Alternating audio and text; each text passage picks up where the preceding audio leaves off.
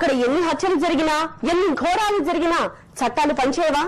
తాజాగా బాబా బంధువులకి కూడా ట్రస్ట్ సభ్యుల నుంచి ప్రాణభయం ఉందని చెప్తున్నారు.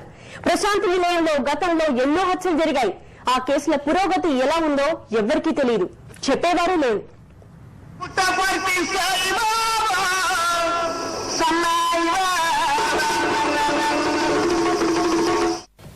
అనంతపురం జిల్లా పుట్టపర్తి పట్టణం కొద్ది రోజుల క్రితం ప్రముఖ ఆధ్యాత్మిక కేంద్రం. సత్యసాయిబాబా లక్షలాది భక్తులకు ఆరాధ్య దైవం. ఏదో లౌకికమైనటువంటి దేహంతో, లౌకికమైనటువంటి ఆహారంతో కొన్ని మార్పులు జరగవచ్చు. There will be certain changes because of the physical body. తాత్కాలికమైనటువంటివే కానీ శాశ్వతమైనవి కాదు. They are merely temporary, none of them are permanent. కనుక స్వామి ఎప్పటికీ ధైర్యంగా ఉంటామని మిమ్మల్ని ఆశిస్తున్నాను. Bhagavan wants you to be always courageous. నా మెడిసిన్ భక్తులు చేసే ప్రార్థనే నా యొక్క మెడిసిన్. నాటి ప్రశాంతి నిలయం నేడు అశాంతి నిలయంగా మారిపోయింది. బాబాకు విదేశీ స్వదేశీ భక్తులు బహుకరించిన వందల కోట్ల విలువైన నగదు, బంగారం వంటి అంతులేని సంపదను దోచుకునే దొంగలకు నిలయంగా తయారైంది.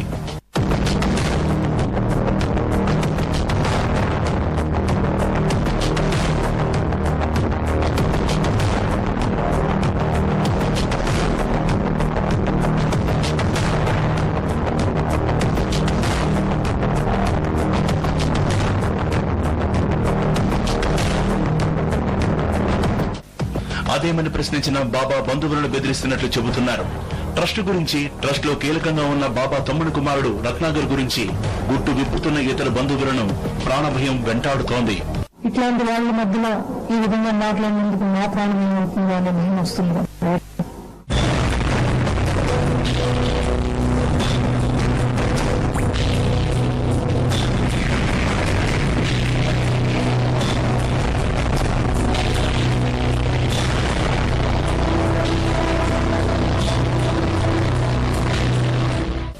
ప్రశాంతి నిలయంలో గతంలో కూడా అనేక హత్యలు జరిగినట్లు ఆరోపణలున్నాయి. 1993 జూన్ 6న బాబా సైన మందిరంలో 6 హత్యలు జరిగాయి. 4 దుండగులు బాబా మందిరంలోకి ప్రవేశించి కత్తులతో దాడి చేయగా 2 చనిపోయారు, మరో 2 తీవ్రంగా గాయపడ్డారు. దాడికి దిగిన 4 అక్కడికక్కడే పోలీస్ ఎన్కౌంటర్ లో మృతి చెందారు. ఇదంతా పోలీసులు చెప్పిన కథనమే. కానీ అప్పుడు అక్కడ ఏం జరిగిందో ప్రపంచానికి తెలియదు. ఈ కేసు పురోగతి ఏమిటో ఎవరికీ తెలియదు. డెఫినెట్ గా ట్రస్ట్ ప్రక్షాళన చేయాల్సిందే. నా అభిప్రాయం, పర్సనల్ అభిప్రాయం ఏమంటే ఈ స్థితిలో ఈ నెంబర్ ట్రస్ట్ ముందుకు అభివృద్ధి చెందేది కష్టమే.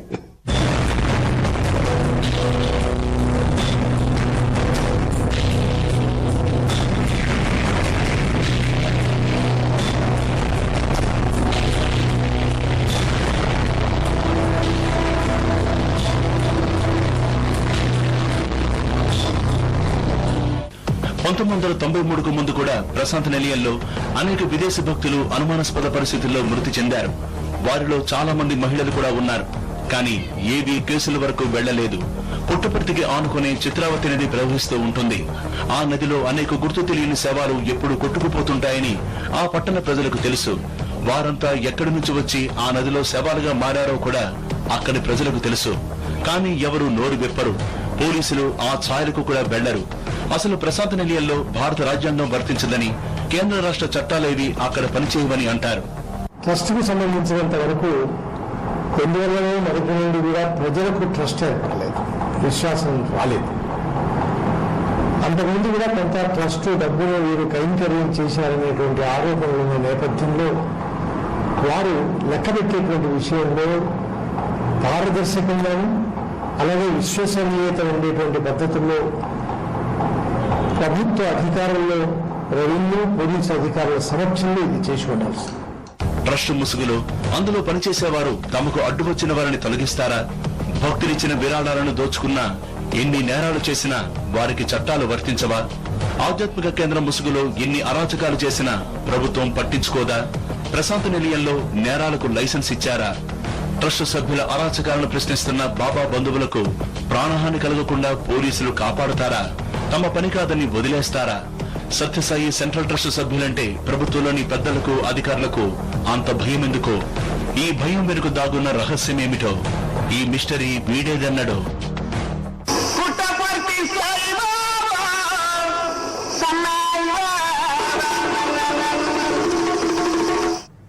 ప్రశాంతి నిలయంలో ఏం జరిగినా ఎవరూ పట్టించుకోరు. ఎన్ని హత్యలు జరిగినా డోంట్ కేర్. బాబా సన్నిధిలో ఒకనాటి పరిస్థితి ఇంతే. 18 ఏళ్ల క్రితం 6 యువకులు బాబా బెడ్రూమ్ లో హత్యకి గురయ్యారు. అక్కడేం జరిగింది? వారిని ఎందుకు హత్య చేశారు? హంతకులు ఎవరు? ఎవరినైనా శిక్షించారా? ఇప్పటికీ ఇవన్నీ $1 మిలియన్ క్వశ్చన్సే. పుట్టపర్తి సాయిబాబా సన్నాయివా 18 సంవత్సరాల క్రితం 1993 జూన్ 6వ తేదీ రాత్రి ప్రశాంతి నిలయంలో ఏం జరిగింది? బాబా బెడ్రూమ్ లో 6 యువకుల హత్య జరిగింది. వారిని ఎవరు చంపారు? అసలు ఆ టైంలో వాళ్ళు అక్కడకు ఎందుకు వచ్చారు? ఈ హత్యల వెనుక దాగున్న మిస్టరీ ఏంటి? ఆనాడు పాతిపెట్టిన నిజాలు నేడు మొలకెత్తుతున్నాయా?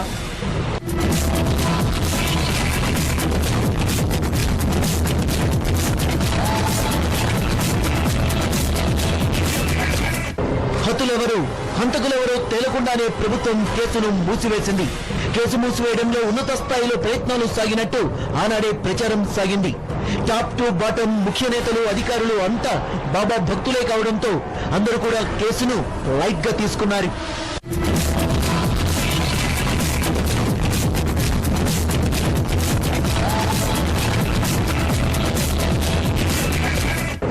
ఆ రోజు బాబా శయన మందిరంలో వారు చూడరానిదేదో చూశారని, ఆ విషయంలో పెనుగులాట జరిగిందని, దాని ఫలితంగానే అంతటి దారుణ హత్యలు జరిగాయని భావిస్తున్నారు.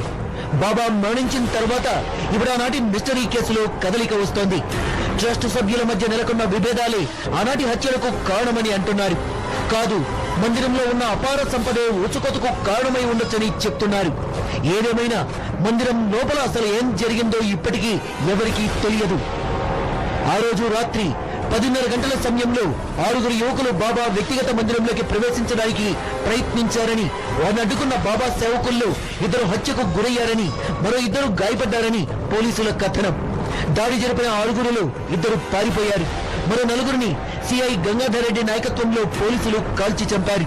లొంగిపోమ్మంటూ వారిని ఎంత కోరినా అంగీకరించకపోవడంతో ఆత్మరక్షణ కోసం కాల్చి చంపక తప్పలేదన్నది పోలీసుల వివరణ. దూరినాయంట స్వామి సంతోషం చెప్పని బయట బ్యాట్లు వేసుకుని అందరూ సూచనలు చెప్తారు. ఎవరు 30 తెలియదు. మర్చిపోయిన అరెస్ట్ ఎవరు ఉందో ఎప్పుడో చంపినారో ముందు ముందు ఎంక్వైరీ చేస్తారు కదా. అవునండి సార్, కామన్ వీళ్ళు ఉన్నారు సార్.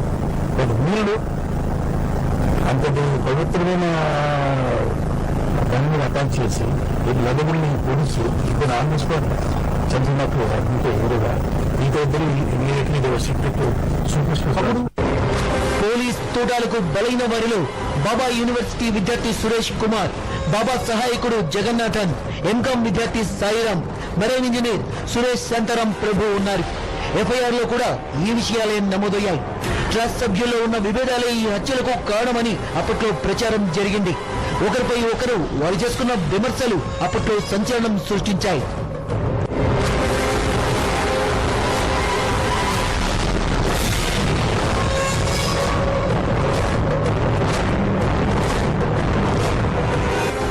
హత్యలపై సిబిసిఐడి దర్యాప్తు కూడా అర్ధాంతరంగా ఆగిపోయింది.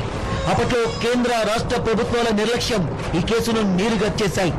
ప్రముఖ హేతువాది ప్రేమానంద్ 6 హత్యల వ్యవహారంపై పరిశోధన చేశారు. అయితే ఆయన చేసిన ప్రయత్నాలేవి ఫలించలేదు. ప్రభుత్వం వద్ద, కోర్టు వద్ద ఆయన చేసిన పోరాటం కేసులో నిజానిజాలు వెలికితీస్తూ 6 మర్డర్స్ ఇన్ బాబాస్ బెడ్రూమ్ అనే గ్రంథాన్ని కూడా రచించారు. ప్రేమానంద్ పుస్తకంలో ప్రచురించిన ఫోటోలు చూస్తే హత్యల వెనక పెద్ద కుట్రే ఉందన్న అనుమానం కలుగుతుంది. అందుకే కనీసం ఇప్పుడైనా ఈ కేసును రీఓపెన్ చేసి పాతిపెట్టిన నిజాల్ని వెలికి తీయాలని జన విజ్ఞాన వేదిక డిమాండ్ చేస్తోంది. ఎంతగా కావాలని దీన్ని మూసివేయడానికి ప్రయత్నం చేసినారో ఆ ఒక్క ఫోటోలు చూస్తేనే అర్థమవుతూ ఉంది. కాబట్టి ఈ కేసును ఖచ్చితంగా రీఓపెన్ చేసి ఈ 6 హత్యల కుట్ర వెనక ఏ కుట్ర దాగి ఉంది, దాని వెనక ట్రస్ట్ సభ్యులు ఉన్నారా లేకపోతే ఇతర అసాంఘిక శక్తులు ఎవరైతే ఉన్నారో వాళ్ళ పేర్లు బయటికి రావాలని డిమాండ్ చేస్తున్నాం. వాళ్ళకి శిక్షలు తప్పకుండా పడాలి. భగవంతుడినని చెప్పుకునే బాబా మందిరంలో జరిగిన ఈ 6 హత్యల వెనుక ఉన్న నిజాల్ని ఇప్పటికైనా వెలికి తీయాలనే డిమాండ్ పెరుగుతోంది. కేసు దర్యాప్తు జరుగుతుండగానే ప్రభుత్వం కాన్ఫిడెన్షియల్ జీవో ద్వారా నిలిపివేసినట్టు ఆరోపణలున్నాయి. నాటి ఘటనలో దుండగులుగా చెప్తున్న విద్యార్థులు కత్తిపోట్లకు గురైన వారిలో 2 ఆసుపత్రిలో చికిత్స పొందారు. ఆ తర్వాత వారు ఏమయ్యారో ఎవరికీ తెలియదు. అదేవిధంగా దాడికి ప్రయత్నించిన 6గురిలో 2 పారిపోయారు. వారిని నాగపూర్ పోలీసులు అరెస్ట్ చేయగా అక్కడి నుంచి అనంతపురం పోలీసులు తమ ఆధీనంలోకి తీసుకుని పెనుగొండ కోర్టులో హాజరుపరిచారు. ఆ తర్వాత వారు కూడా ఏమయ్యారో ఎవరికీ తెలియదు. కత్తిపోట్లకు చికిత్స పొందిన వారు కానీ, పారిపోయి పోలీసులకు దొరికిన వారి ఆచూకీ కానీ నేటికి మిస్టరీగానే మిగిలిపోయింది.